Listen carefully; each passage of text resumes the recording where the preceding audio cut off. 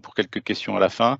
J'espère que je vous donnerai assez de temps pour avoir toutes les questions, mais n'hésitez pas pendant la présentation d'utiliser le chat, enfin la conversation, pour poser vos questions. Mon collègue, en particulier Jean-Florian Baquet-Roulet, se fera un plaisir d'y répondre et d'éventuellement d'identifier celles sur lesquelles on pourrait revenir à la fin de la journée, de la présentation. Donc, merci. L'enregistrement étant démarré, si vous ne souhaitez pas être visible, mettez votre caméra off. On va mettre les micros en mute et je démarre donc sur cet appel du cluster 3 sécurité civile pour la société, l'appel sur la cybersécurité ou Increase Cyber Security. Alors je l'ai nommé CS parce que vous verrez que la dénomination de tous les appels suit cet acronyme CS et non pas IC. Donc voilà, mais donc on parle bien de cybersécurité dans le programme Horizon Europe, cluster 3, sécurité civile pour la société. Alors, le programme Horizon Europe, rapidement, très gros programme, le gros programme, le plus gros d'ailleurs, programme de recherche et innovation mondiale, mené par l'Union européenne, structuré selon quelque part les niveaux de maturité de la recherche et de l'innovation, donc avec plusieurs piliers, dont un pilier central, le pilier 2, ici, qui traite des problématiques mondiales et de la compétitivité industrielle européenne, donc qui est, on va dire, le cœur notamment pour les industriels, les PME, les universitaires et les instituts de recherche, un cadre parfait pour développer de l'innovation et produire des impacts. Donc c'est pour ça que ce pilier a un gros budget. On est le cluster 3, donc il est structuré par différents clusters. Il y a 6 clusters dans ce pilier. On est le cluster 3, donc sécurité civile pour la société. Ce cluster et la structuration du programme lui-même a été faite de manière top-down, c'est-à-dire qu'on est parti des priorités politiques stratégiques de l'Union européenne, avec des objectifs de développement durable, puisqu'on s'inscrit dans les 17 objectifs des Nations Unies de développement durable, pour justement construire ce programme de recherche et innovation. Alors, le pilier 2, comme je disais, c'est les problématiques sociétales et des défis globaux. Donc, ça doit répondre à des impacts qui sont précisés d'ailleurs, on va le voir dans les propositions, dans les appels. Et ça doit avoir des vrais impacts, hein, c'est un élément important, de toute nature, c'est-à-dire on verra que ce sont des impacts à la fois en termes de science, d'évolution de la science, des impacts politiques et puis des impacts économiques. Quand je dis politique, c'est qui pourrait mener à des modifications des politiques de sécurité ou des règlements. Ce sont des projets par nature, c'est l'objet même de ces programmes européens, des projets collaboratifs. Donc, on constitue un consortium, c'est-à-dire que vous allez avoir 5, 10, ça peut aller jusqu'à 20 même. Il y a certains projets où il peut y avoir une trentaine de partenaires qui couvrent tout un champ disciplinaire très large puisqu'ils répondent à une problématique de manière assez globale et une problématique assez ambitieuse. Donc, c'est transdisciplinaire, c'est transsectoriel, c'est par nature transnational, puisque c'est un programme européen collaboratif dans lequel il y a des règles de participation de plusieurs pays européens ou de pays associés, on verra. Ce sont des projets assez ambitieux, donc on est sur quelques millions d'euros, ça peut aller jusqu'à 6, ça peut aller un peu plus même dans certains cas. Donc des projets ambitieux à plusieurs partenaires en collaboration et sur des durées allant de 3 à 4 ans. Certains projets plus petits peuvent être inférieurs, mais on est sur ces ordres de grandeur. Et lui-même, et le programme est structuré selon différents types de projets. On va revenir là-dessus juste après.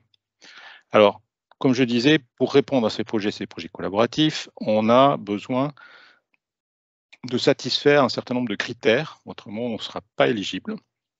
Et malheureusement, on constate que tous les ans, il y a un pourcentage non négligeable de propositions qui ne sont pas éligibles.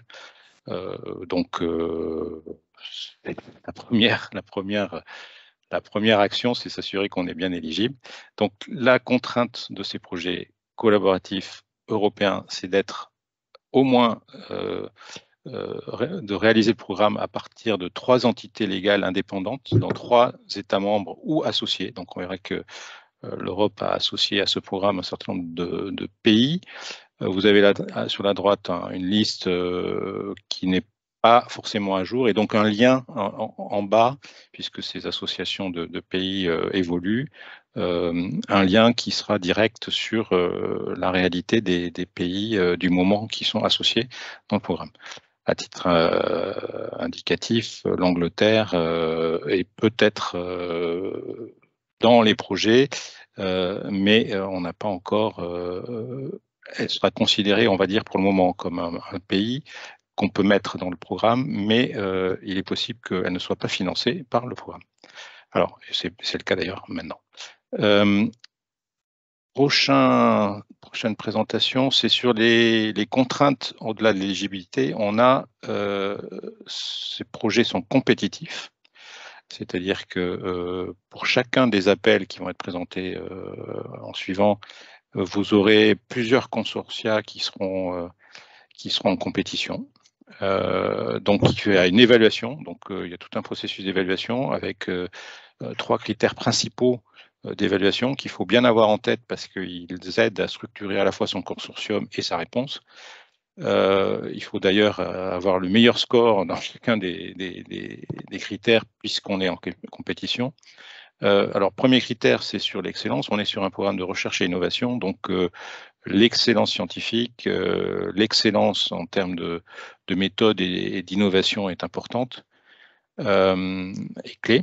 Premier critère important. Deuxième critère, et qui l'est d'autant plus, on l'a vu sur ce programme sécurité, puisque l'impact attendu est vraiment un élément constitutif de ce programme, c'est-à-dire qu'on fait ça pour avoir des capacités et on fait ça non pas juste pour la science, dans ce cas-là, on fait ça vraiment pour une compétitivité de notre industrie et un effet notamment en termes de sécurité. Donc l'impact est très important.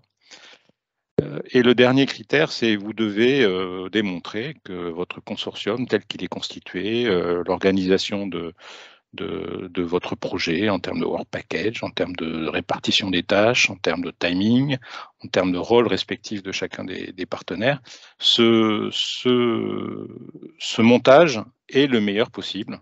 Donc, être convaincant aussi sur l'efficacité et la qualité de la mise en œuvre du projet. Un petit rappel.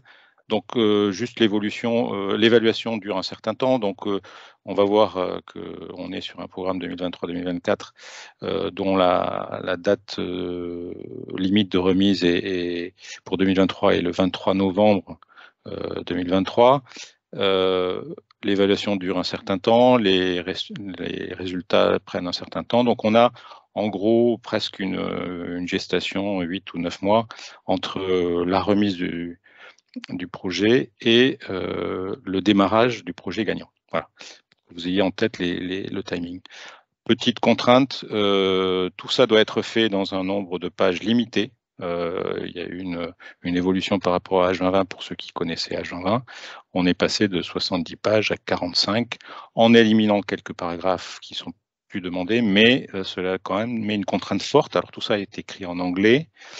Il faut l'écrire de manière efficace puisqu'on n'a que 45 pages. Donc, la pratique de l'anglais ou l'utilisation d'anglais natif est quelque chose qui est important. Juste à titre anecdotique, sachez que les propositions des Anglais sont souvent bien évaluées parce qu'ils savent bien écrire en anglais concis. Voilà, juste une parenthèse, mais je vous l'indique. Alors, comme je disais, parmi les critères d'évaluation, Les impacts sont clés, ils sont structurés selon, il y en a 9 qui sont indiqués en particulier, surtout les impacts, il faut un impact scientifique, il faut aussi un impact gouvernemental, sociétal ou en termes de gouvernance qui est important, il faut à démontrer, et puis des impacts forcément économiques, puisqu'on est sur de la compétitivité industrielle de l'Europe. Alors, comme je vous l'ai dit, le programme est structuré en actions ou en voilà. Donc c'est des appels. Les appels sont des sujets qui sont appelés des actions. Et ces actions ont différents types. Alors, selon leur niveau de maturité, leur TRL, Technology Readiness Level, leur niveau de maturité technologique, certaines vont être un peu plus amont, donc pas très matures, plus orientées recherche, donc la Research and Innovation Action, qui va déboucher en fin de projet au bout de 4 ans, 3 ans, à des TRL 4-5, donc on est plus sur du prototypage, la démonstration de capacité, voilà, et on développe une technologie qui est pertinente et qui peut être évaluée comme potentiellement bon candidat pour une commercialisation dans quelques années. L'Innovation Action, qui elle prend un peu le relais, est un peu en recouvrement d'ailleurs avec la Research and Innovation Action, qui elle, c'est une action qui va viser un TRL, une maturité lors de 7-8. Alors, je vais vous rappeler l'échelle après, mais on est vraiment sur on va pouvoir démontrer la technologie. On va pouvoir d'ailleurs, il est incité dans ce genre d'action d'avoir une expérimentation, d'avoir des exercices qui vont essayer de mettre en œuvre cette technologie pour démontrer le potentiel et l'impact potentiel de cette technologie, l'excellence et l'innovation que ça apporte.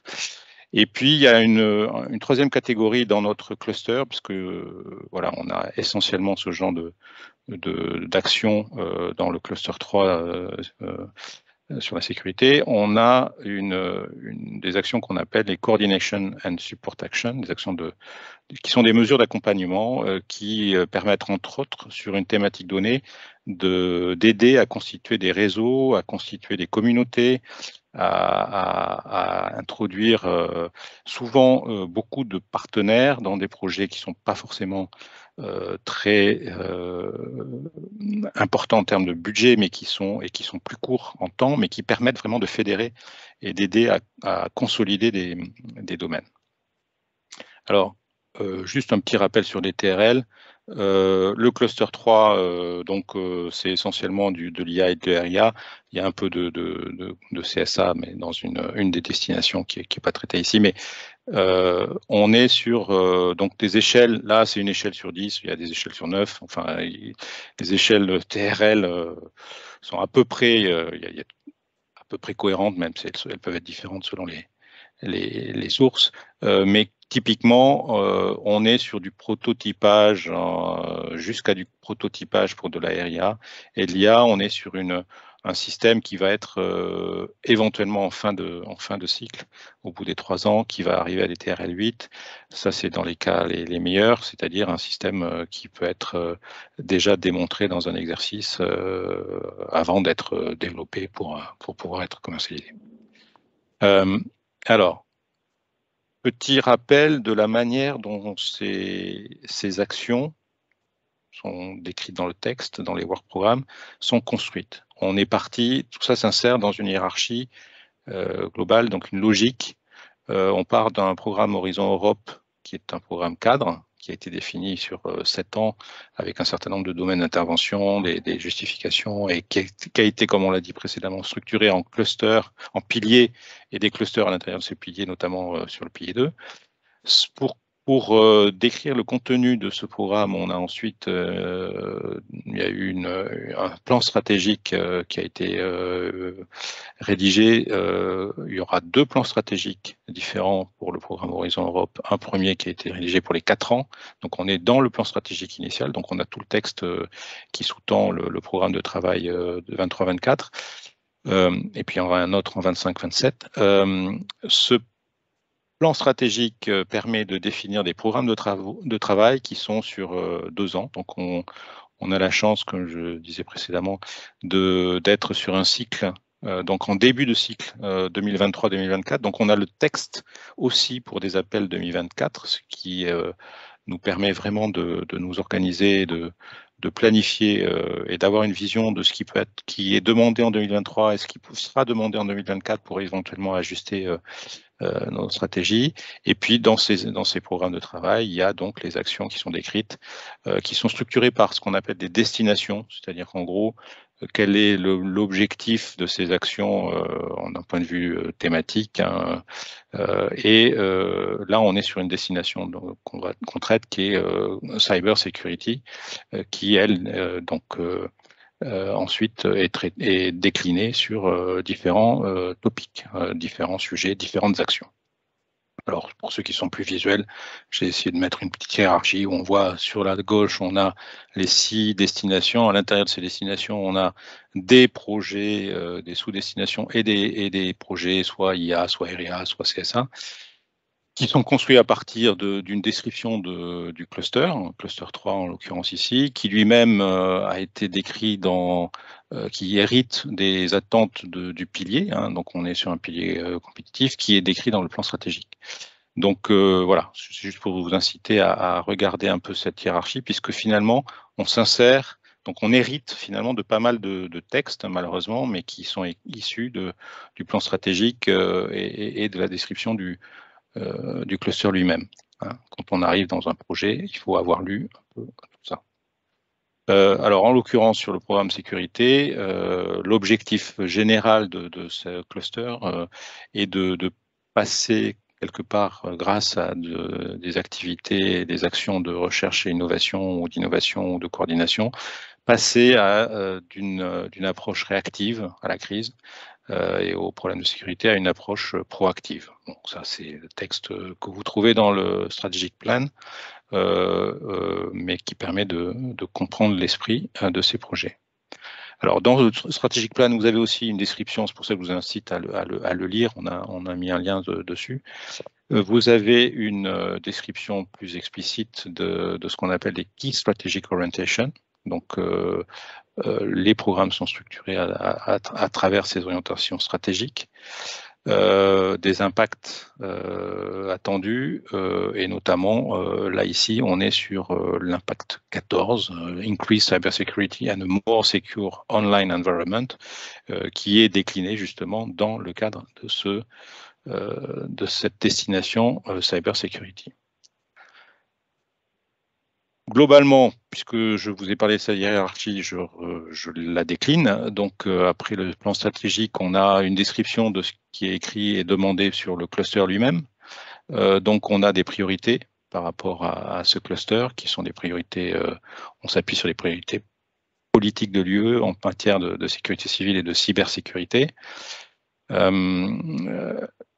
objectif de ce cluster, puisqu'on est sur un pilier de compétitivité industrielle, c'est pas que il faut avoir, on sert une communauté, puisque la sécurité, elle est traitée par une communauté très spécifique.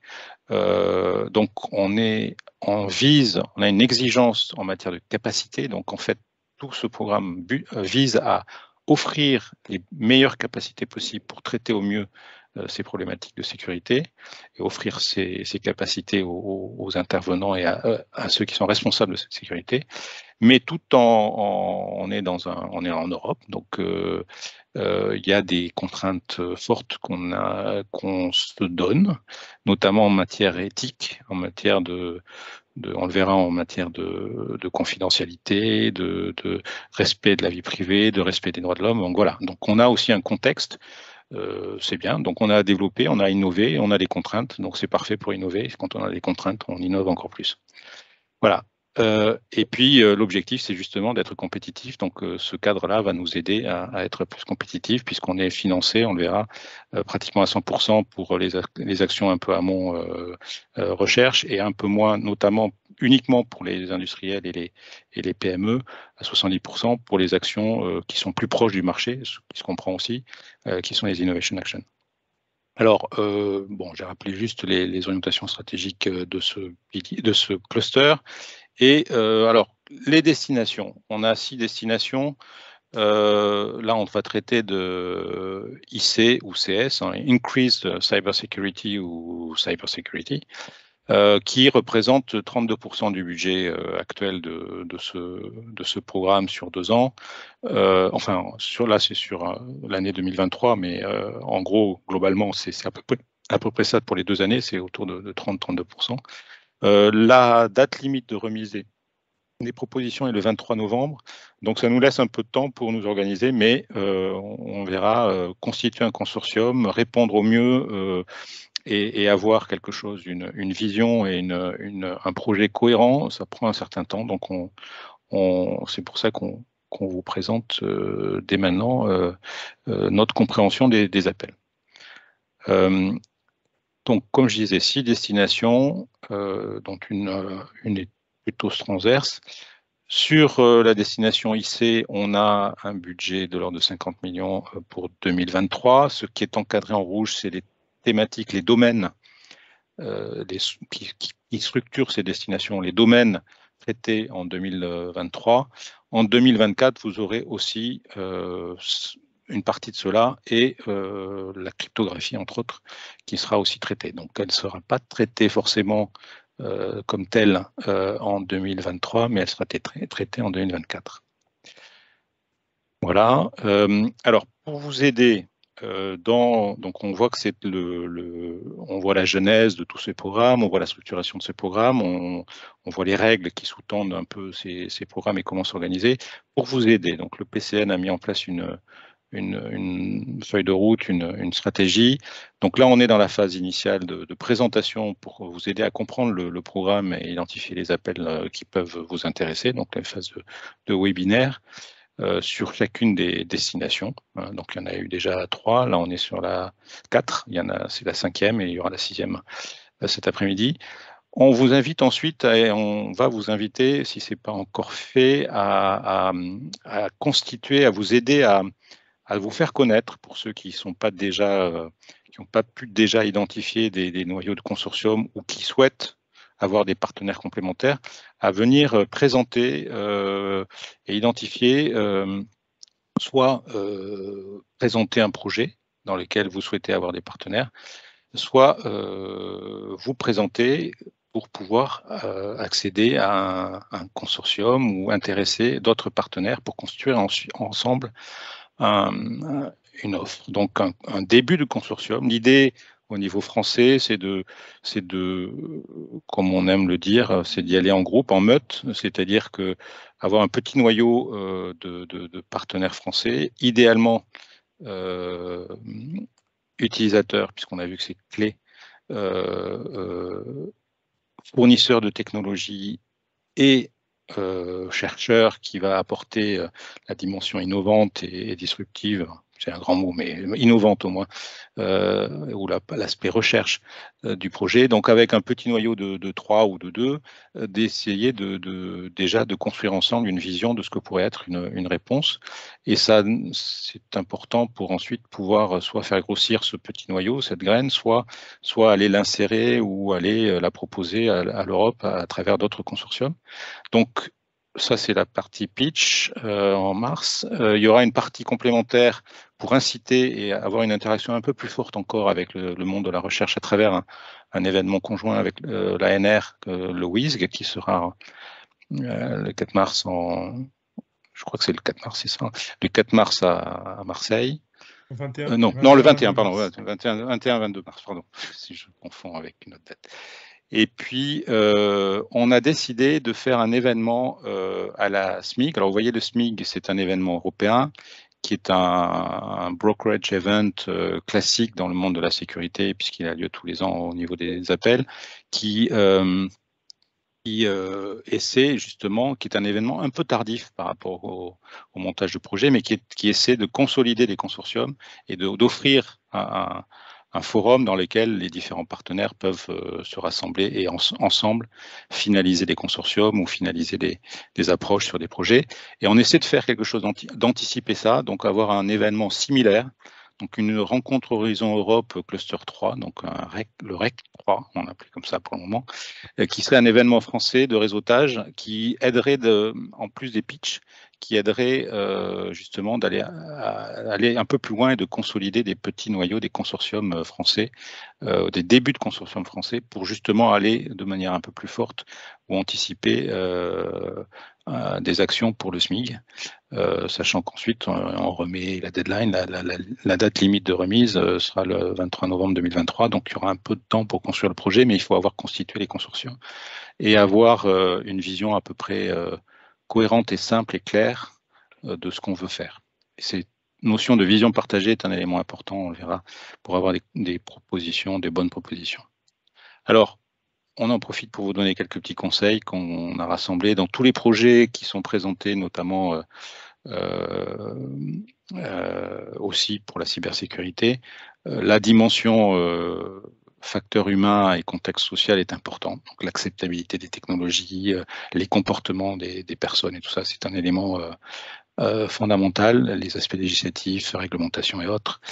Comme on disait, les respects des droits fondamentaux. Et on vous encourage à, comme je disais, à lire le plan stratégique, il y a un lien justement ici, à regarder de manière très détaillée, puisque chaque mot compte, les appels. Donc dans le work programme, là c'est ce qu'on fait, c'est une présentation rapide, synthétique, forcément incomplète, mais qui essaie de vous aider dans une première phase. Mais une fois que vous avez identifié un projet, il est fortement important, un programme, un appel, de le lire, puisque c'est la référence et c'est ce sur quoi vous allez devoir vous baser. Sachant qu'il peut y avoir là j'en profite pour mettre en garde certains, il peut y avoir des incompréhensions du fait de l'anglais aussi et des interprétations qui sont souvent un peu délicates. Donc on essaie là-dessus de progresser pour vous aider le plus possible, mais voilà, sachez que c'est un élément important. Alors, un point clé, on le verra dans les conditions d'éligibilité, on vous rappelle simplement que dans les Innovation Action, il a été demandé à ce que des entités chinoises ne soient pas présentes. Donc on verra qu'il y a des souhaits, alors c'est beaucoup moins vrai sur la cyber security, et on verra même que c'est même mentionné nulle part de coopération internationale. Donc on est beaucoup plus sur des problématiques de souveraineté, sur notre problématique, donc d'autant plus par rapport à des entités chinoises, notamment pour les Innovation Action, qui sont des actions un peu plus proches du marché. Mais de manière générale, sur la cybersécurité, on est vraiment sur des problématiques de souveraineté et de volonté d'autonomie européenne. Donc, la coopération internationale, si elle n'est pas explicite, et n'est pas forcément la bienvenue. Donc, quand je dis internationale, c'est en dehors de l'Europe et des pays associés, bien sûr. Donc, à regarder les vrais pays d'éligibilité et l'évolution de leur statut, d'où le lien que j'avais indiqué initialement. Petit rappel, mais important, le programme Horizon Europe est un programme civil. Il y a une dimension militaire à travers le European Defence Fund, mais qui n'est pas traitée. Donc, il y a simplement besoin de ne pas redonder ou de ne pas proposer la même chose dans les deux. Et puis surtout, de rester sur des applications civiles. C'est un élément important de ce programme. Petit point que j'ai mis aussi en gras, bien sûr, la Commission, elle incite à utiliser les outils pour lesquels elle a déjà investi. Donc, si vous avez dans vos projets, mais là c'est moins vrai pour cybersecurity, ça pourrait l'être, mais à traiter de données ou de systèmes d'observation ou de navigation, et de problématiques éventuellement de sécurité sur ces systèmes, en priorité, on vous incitera à regarder les aspects les systèmes Copernicus ou Galilée ou EGNOS. Et puis enfin, il y a une communauté européenne de recherche et d'innovation en sécurité, le CERIS, qui a été petit à petit mis en place, et on vous incite souvent à faire un lien avec cette communauté ou à éventuellement y participer. Donc c'est quelque chose qu'on a voulu rappeler ici parce que ça peut aider à être dans les discussions et éventuellement identifier des partenaires potentiels sur les projets en cours ou futurs. Voilà. On a juste rassemblé des références qui sont mentionnées dans les textes du call. Notamment, vous avez un Europe Fit for the Digital Age qui peut être intéressante pour les problématiques de cybersécurité, et notamment les EU Cybersecurity Strategy. Et chaque appel décrit aussi éventuellement des documents et des références à suivre et à prendre en compte dans la réalisation des projets. Autre dernier point, dans le cadre, pour planter le cadre général, il est incité à faire des synergies avec des fonds. Alors, on est plus sur la partie aval, c'est-à-dire en gros, Horizon Europe est plutôt sur des TRL, des maturités un peu plus basses, que ce soit des RIA ou même des IA, puisqu'on n'est pas encore sur le marché. Et il y a des fonds européens, notamment International Security Fund ou le Digital Europe Programme, qui permettent, eux, avec certainement des cofinancements un peu inférieurs quelquefois, de vous aider à aller un peu plus loin et de pousser encore un peu plus vos innovations pour aller vers le marché et vers une utilisation opérationnelle des développements. Donc cette synergie peut être indiquée, peut être mentionnée, et si vous l'avez déjà identifié, c'est un très bon point. Alors, je vais vous décrire maintenant chacun des appels d'une manière un peu synthétique à travers un petit guide, une planche dont voici le guide de lecture. Donc, rappelez en haut le nombre de projets attendus, donc de lauréats qui seront financés avec le budget des projets par rapport à cette thématique, cette action.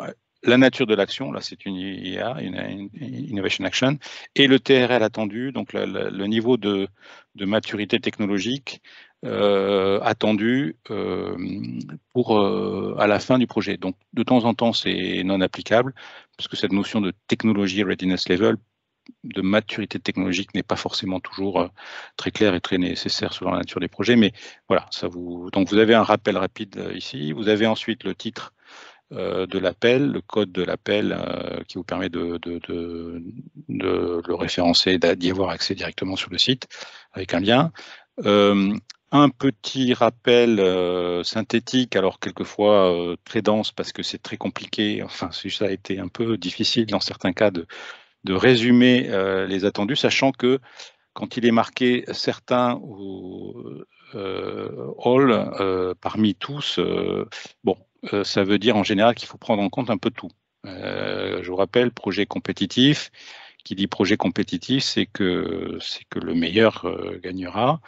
C'est pas que la qualité, c'est aussi quelquefois la quantité, malheureusement. Donc, il faut pouvoir traiter dans votre projet un maximum de thématiques ou être en mesure de présenter un maximum de résultats correspondant à ceux qui sont attendus. Donc voilà, une liste un peu synthétique traduite en français pour essayer au moins de comprendre un peu l'objet, le contenu du projet. Et puis surtout, à droite, on a essayé de rappeler les points importants, c'est-à-dire ceux qu'il faut, c'est presque une checklist avec des conditions d'éligibilité, notamment au niveau du consortium. Donc on a essayé on a repris dans le texte ce qui était critique et qui allait être décisif dans l'éligibilité du projet, notamment c'est lié au consortium, comme on l'a dit, et puis les points importants qu'on considère que vous pouvez utiliser éventuellement comme une checklist. Alors elle n'est peut-être pas complètement exhaustive, mais on a considéré que c'était des points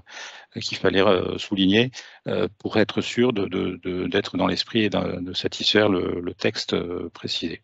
Et puis un dernier bandeau en dessous où on a commencé, parce que c'est un travail qui est un petit peu difficile et qui sera, je pense, qui vous incitera à le poursuivre par rapport au contenu même de ce que vous allez proposer. On a fait des références aux projets précédents dans Horizon Europe, donc 2021-2022, et dans H2020, pour vous aider soit à identifier ce qui a déjà été fait en termes de contenu, mais aussi identifier les projets, donc les consortiums ou les consortia avec les différents partenaires qui ont été des lauréats, qui ont gagné. Vous aurez accès à travers ça, dans le cadre de projets lauréats, à leur site, à leurs résultats, public, bien sûr, les résultats non publics, vous n'aurez pas accès, mais ça vous permettra d'aller plus loin et de comprendre éventuellement, d'identifier des partenaires européens potentiels. Voilà, donc maintenant on va dans le fond du sujet, donc Increase Cybersecurity. Alors j'ai été long parce qu'il n'y a que 3 appels. Par contre, il est attendu 10 lauréats, donc on a 2 appels pour lesquels il y aura 4 lauréats possibles, et puis un appel sur lequel il y aura 2 lauréats. Donc c'est compétitif, mais d'un autre côté, c'est beaucoup moins que des projets sur lesquels il n'y a qu'un seul lauréat. Donc ça, c'est un point quand même très positif. Les budgets ne sont pas négligeables. On a 2 IA et une RIA. Et par contre, j'ai indiqué en rouge ici que c'est pour un peu renforcer cette notion de sensibilité et de souveraineté que la coopération internationale n'était mentionnée dans aucun des appels d'offres, des appels à projets. Voilà. Alors, très vite, comme je vous l'ai dit, dans le plan stratégique, cybersecurity ou increased cybersecurity traite de l'impact 14 avec des notions de résilience et d'autonomie of physical and digital infrastructure. Donc ça par rapport à la continuité de service ou les fonctions sociétales vitales. Donc on est vraiment dans le cœur du sujet. Plus spécifiquement, on veut être résilient aux attaques, aux cyberattaques. On veut avoir une sorte de cyberdissuasion efficace. Tout ça en respectant bien sûr la vie privée, la sécurité, la sûreté, les normes éthiques, notamment pour la protection des données et la liberté des citoyens. Il faut que ça soit renforcé. Donc on a un exercice un peu contraint, mais comme je le disais précédemment, quand on est contraint, on innove plus. Et puis, il y a des impacts attendus de la destination. Donc ça, c'est dans le texte aussi du call, du work programme sur cette destination-là. On a des besoins de protection des données des réseaux, dans ce que j'ai dit précédemment, mais on veut la notion de sécurité, elle s'étend notamment à des infrastructures, mais à des services, à des processus, à des produits, donc on est relativement large. Alors, on y va dans le dur. Donc, premier sujet, premier topic, sur la sécurisation des systèmes et des infrastructures hétérogènes. Donc, c'est une sécurité proactive. Donc, on veut être proactif dans la sécurité d'environnements hétérogènes. Donc, finalement, on veut traiter l'ensemble de la chaîne d'approvisionnement et des infrastructures critiques en termes de sécurité, de cybersécurité. On a de plus en plus, les systèmes sont, ils sont tous connectés, mais il y a des infrastructures cloud importantes qui peuvent avoir des réelles vulnérabilités. On a de plus, dans les systèmes connectés, de plus en plus d'hétérogénéité et de complexité dans les systèmes. Comment on intègre de manière sécurisée tous ces systèmes qui vont du petit dispositif IoT à un cloud. Donc ça, c'est un élément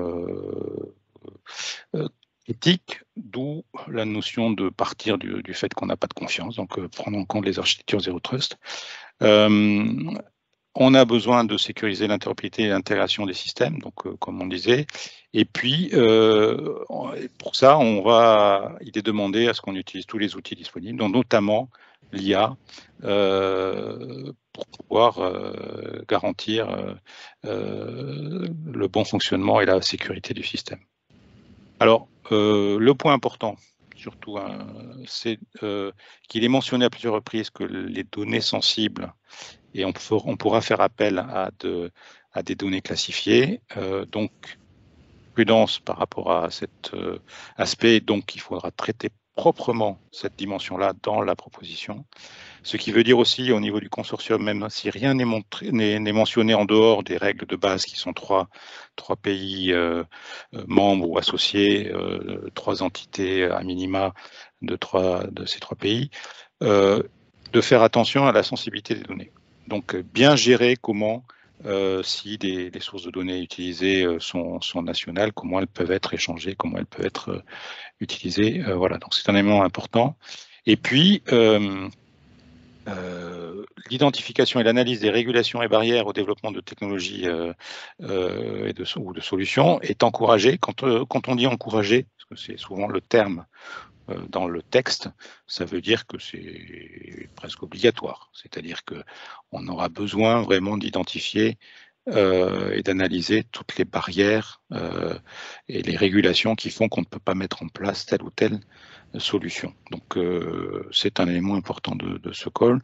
Je vous ai mis en dessous quelques liens sur des thématiques similaires. Donc, on avait en 2021, en 2022 des choses qui n'étaient pas exactement, bien sûr, qui n'étaient pas du tout, qui n'étaient pas exactement ça, puisque c'est un appel et il est construit aussi en prenant en compte ce qui a pu être fait dans le passé, mais qui peuvent comprendre des aspects qui seront à traiter ou à poursuivre dans le cadre de cet appel et qui peuvent aussi vous aider, notamment pour 21, puisque 22, on n'a pas les résultats, mais pour 21, qui pourront vous aider à identifier des partenaires qui ont été lauréats. Vous avez aussi en H2020, en 2018, des actions qui ont été menées dans ce sens. Donc, ce n'est pas exhaustif, mais c'est quelques pistes qui peuvent vous aider. Voilà. Deuxième sujet, donc un sujet qui est plus lié à l'identité, à la gestion des identités, tout en préservant la vie privée. Donc on est sur des technologies de sécurisation qui vont devoir prendre en compte, vous allez voir, la RGPD, le règlement européen EID, European ID. Donc, on veut des capacités de gestion de l'identité, mais aussi on veut, tout en préservant la capacité de gérer protéger la vie privée, mais surtout avec une notion d'autonomie ici. Donc, les systèmes autonomes de gestion d'identité sont explicitement indiqués. Hein. L'autre sujet, c'est que ces problématiques de gestion d'identité, donc d'accès contrôlé, sont clés pour les petites et moyennes entreprises. Donc, les solutions d'identité numérique pour les petites et moyennes entreprises sont encouragées. Alors, comment on dit encouragées? Ça veut dire il faudra que dans la proposition, on ait des résultats par rapport à cette attente. Et puis, bien sûr, pour que cette gestion de sécurité soit réellement utilisable, il faut qu'elle soit la moins contraignante possible. Donc, cette facilité d'utilisation de ces outils, de ces technologies, de ces mises en œuvre, de ces protocoles ou autres, est importante. Autrement, il y aura une difficulté, c'est-à-dire qu'on peut tout verrouiller, on peut tout bloquer, on peut mettre un protocole hyper compliqué, mais ça ne sera jamais utilisé. Donc, on aura perdu, on n'aura pas garanti la sécurité des systèmes, notamment pour les petites et moyennes entreprises et pour les structures qui n'ont pas les reins assez solides pour mettre en place des choses très lourdes. Donc, la facilité d'utilisation est très importante. Et comme on ne part pas de rien et qu'il y a plein de choses, les technologies même, donc je disais, devront être conviviales, elles devront être évolutives parce que les choses évoluent très vite, et notamment, elles devront aussi avoir la capacité de s'intégrer dans des solutions existantes, avec des solutions existantes. Alors, au niveau des points forts ou des points pas forts, mais je le mets en fort parce que c'est très important, on est ici sur un mécanisme un peu nouveau, c'est-à-dire qu'il est indiqué que ce projet suivra les règles de financement qui s'appellent lump sum. Donc, au lieu d'avoir dans le mécanisme qui était utilisé dans la plupart des autres programmes et projets, notamment sur la sécurité, qui étaient on est basé sur une obligation de moyens, sur des déclarations de coûts par rapport à des résultats. Là, on est sur, et on a détaillé les efforts menés pour chacune des tâches. Là, sur le lump sum, on est sur quelque chose qui est beaucoup plus global. Donc, on aura une somme globale et on devra déclarée. Alors la déclaration normalement financière est simplifiée. Par contre, elle oblige une structuration spécifique du programme qui doit être vraiment structuré correctement en termes de work package et de tâches, puisque c'est qu'à ce niveau-là qu'on pourra évaluer et décrire les budgets nécessaires. Ce qui peut poser des problèmes, et donc on vous encouragera à regarder les webinaires qui ont été faits par notre PCN juridique et financier sur comment faire un programme en lump sum, ce qui peut être une petite contrainte. Donc c'est un point important à mettre en avant, et je l'ai mis en gras, voilà, parce que c'est un point important de cet appel. Bon, comme je disais, bien sûr, il faudra s'assurer que dans votre présentation, vous mentionnez des cas d'utilisation réels, notamment des tests dans les European Data Space. Donc on est toujours en Europe, donc on a cette notion d'exploitation de ce qui a pu être financé et qui est existant au niveau européen, donc c'est important, notamment aussi suivre les cadres légaux et les régulations, notamment la RGPD et le cadre légal de European ID. Pardon. Alors, je pense qu'il y a un micro qui est en on. Ok, merci. Donc le consortium, il faut des consortia interdisciplinaires, puisque là on traite de pas mal d'aspects, hein, notamment des aspects légaux, régulation, au-delà même de l'aspect purement technique. Donc on a besoin d'avoir des industriels ou des industries de manière générale, donc petits, moyens, donc des fournisseurs de technologies, de capacités ou de services, mais aussi des utilisateurs. Dans le consortium, il ne faudra pas oublier ça. Des PME, puisqu'on mentionne des choses qui sont utiles et qui sont attendues pour des PME aussi. Et puis, comme on parle de RGPD, comme on parle de protection de la vie privée et autres, de l'expertise juridique ou de manière générale légale est importante dans le consortium. Donc ça vous aide un petit peu peut-être à commencer à imaginer les partenaires que vous devez avoir dans votre proposition. Et là encore, j'ai une liste de quelques sujets qui ont été traités dans le passé, qui sont proches et qui traitent de certains aspects de cette action, de cette demande, qui sont pas uniquement qui sont répartis dans du Fighting Crime and Terrorism en 2015 en Horizon 2020, du Disaster Security, comme on a vu dans le webinaire précédent en 2017 Horizon 2020, du Horizon Europe 2021, notamment ce Fighting Crime and Terrorism, et aussi Border Management. Donc ces problématiques-là, certains aspects, donc ça peut être quelquefois peu, mais c'est quelques aspects de ce projet étaient mentionnés dans les textes et dans les réponses de ces différents topics, sujets dans les années précédentes. Donc ça vous aide à avoir aussi des liens et à identifier les partenariats potentiels. Voilà, dernier sujet, donc là on parle de DIA. Donc là on aura 2 projets financés pour un budget relativement important. On est plus amont, on est sur des recherches et innovation action. Donc on est vraiment dans le monde de l'IA, notamment les problématiques de données massives et donc de deep learning ou de machine learning, mais par des techniques de deep learning. Donc on est sur des attaques, on veut une résilience du système par rapport à d'autres systèmes d'IA qui pourraient piloter des attaques, donc des GAN ou autres, être robuste à ce genre de choses. Donc le mot-clé, c'est la résilience par rapport au système basé sur de l'IA. On sait qu'on peut compromettre de l'IA, on peut faire un certain nombre de choses qui peuvent faire que le système ne va pas se comporter comme attendu. Donc on a besoin de renforcer finalement la résilience de ces systèmes basés sur de l'IA.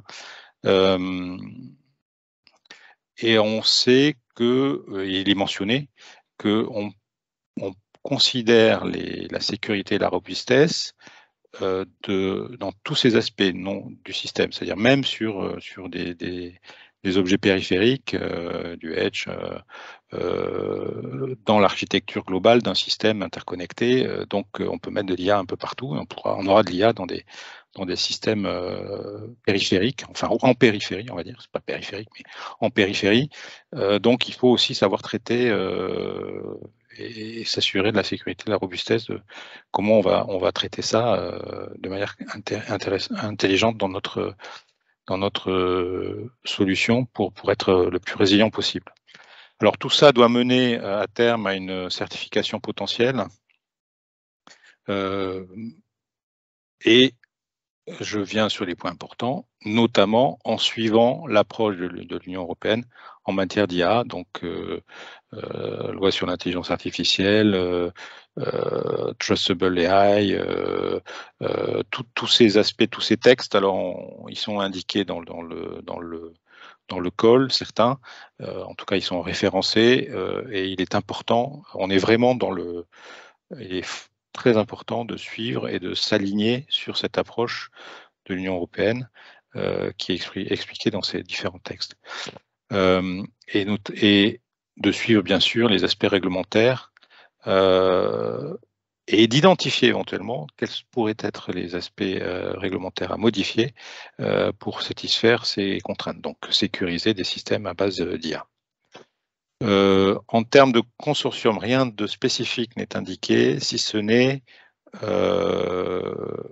prendre en compte des aspects réglementation, puisqu'on veut s'aligner, être bien dans la ligne de ce que l'Europe souhaite faire, et on veut éventuellement être capable d'évoluer. Donc cet aspect réglementaire est très important, hein. L'Europe a une attitude vis-à-vis de l'IA qui peut être un peu unique dans le monde, mais il faut justement voir comment on peut gérer au mieux à la fois la réglementation et à la fois les capacités technologiques qu'on met en œuvre au niveau européen. Donc là encore, j'ai identifié rapidement deux sources potentielles dans le passé. Il y en a certainement d'autres, on mettra un peu ça à jour. Je finis sur les appels 2024. Désolé, je suis un peu lent, je réalise que je suis allé un peu lentement. 2024, on aura deux sujets complémentaires qui auront aussi pas mal de lauréats, puisque le budget est à peu près équivalent. Mais là, on n'en a plus que deux. Et là, on traitera en particulier les problématiques de cryptographie dans un des sujets. Et il y a cet aspect de cycle de vie complet des plateformes et des infrastructures numériques qui est à prendre en compte dans le premier sujet. Mais on vous en dira un peu plus quand on décrira de manière concrète, via des fiches, chacun de ces projets. Alors, pour aller plus loin très vite, le PCNME à votre disposition est dans ce guide, dans ce petit, dont vous aurez les planches pour lesquelles on vous enverra à la fois les planches et le lien sur la vidéo enregistrée. Vous avez les liens sur les outils utiles, que ce soit directement les textes d'école, que ce soit toutes les ressources qui sont mises à votre disposition par les PCN au travers du site Horizon Europe France.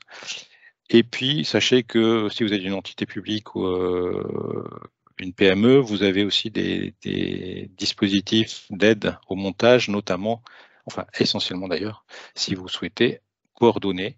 C'est pour inciter justement la France et les partenaires français à coordonner les projets, parce qu'on a vu que c'était la meilleure manière d'avoir un succès et d'avoir une place plus importante dans ce programme en termes de proportion nationale. Alors, petite planche très vite sur les évaluateurs experts. Il y en a pas tant que ça côté français, donc on incite certains d'entre vous qui ne participeraient pas directement ou dans vos entités d'inciter des gens à devenir experts évaluateurs. C'est un excellent moyen de comprendre ces programmes et de comprendre notamment la logique et de comprendre ce qui est attendu en termes d'évaluation et donc aider à rédiger ensuite.